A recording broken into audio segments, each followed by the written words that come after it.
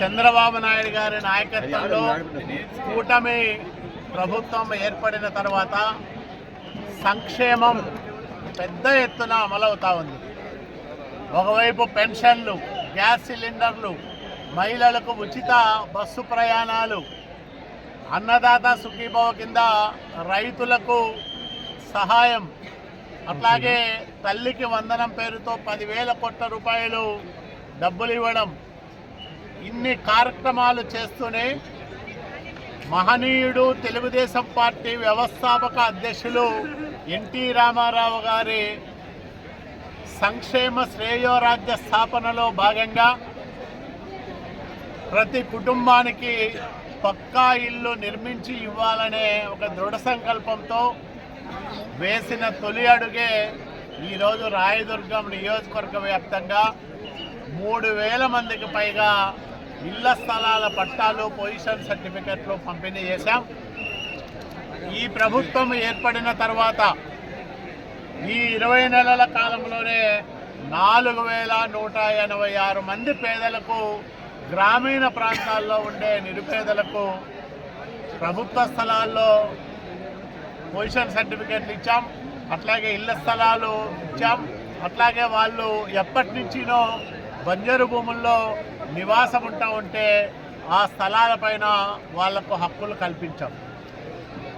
ఈ కార్యక్రమం చేయడం ద్వారా రిజిస్ట్రేషన్ వాల్యూ ప్రకారమే, అంటే బహిరంగ మార్కెట్లో ఉన్న విలువ కాకుండా రిజిస్ట్రేషన్ వాల్యూ ప్రకారమే 53,46,00,000 రూపాయలు విలువ చేసే ఆస్తులను పేదలకు ఇళ్ల స్థలాల రూపంలో పంచిపెట్టడం మా అందరికీ చాలా గర్వకారణంగా ఉంది.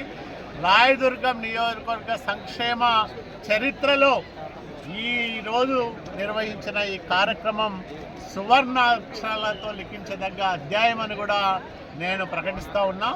ఇంకా చాలామందికి ఇళ్ల స్థలాలు కానీ, పక్కా ఇళ్ల నిర్మాణం కానీ, అట్లాగే 14-19 మధ్యకాలంలో రాయదుర్గం పట్టణ శివార్లలో మేము ప్రారంభం చేసిన టిట్కో ఇళ్ల నిర్మాణం కానీ, వీటన్నిటినీ ఈ టర్ములోనే పూర్తి చేసి భవిష్యత్తులో పేదలకు పెద్ద ఎత్తున శాశ్వత గృహ వసతి కల్పిస్తామని కూడా నేను మనవి చేస్తూ ఉన్నా.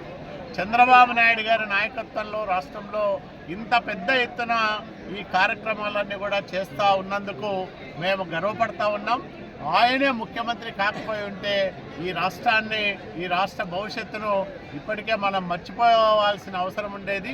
కష్టకాలంలో, సంక్షోభ సమయంలో ఆర్థికంగా చితికిపోయిన ఆంధ్రప్రదేశ్ రాష్ట్రానికి ముఖ్యమంత్రిగా బాధ్యతలు స్వీకరించిన చంద్రబాబు నాయుడు గారి తన అనుభవంతో, తనకున్న పలుకుబడితో, అట్లాగే ప్రధానమంత్రి నరేంద్ర మోడీ గారి ఆశీస్సులతో, పవన్ కళ్యాణ్ గారి సహకారంతో, మా యువ నాయకుడు నారా లోకేష్ బాబు గారి స్పీడుతో ఈ కార్యక్రమాలన్నీ కూడా మేము అమలు చేస్తూ ఉన్నాం.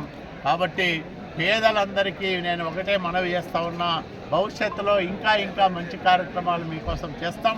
రాయదుర్గం నియోజకవర్గాన్ని అన్ని రంగాల్లో అభివృద్ధి చేసి తీరుతామని కూడా ఈ సందర్భంగా ప్రజలకు నేను మనవి చేస్తాను.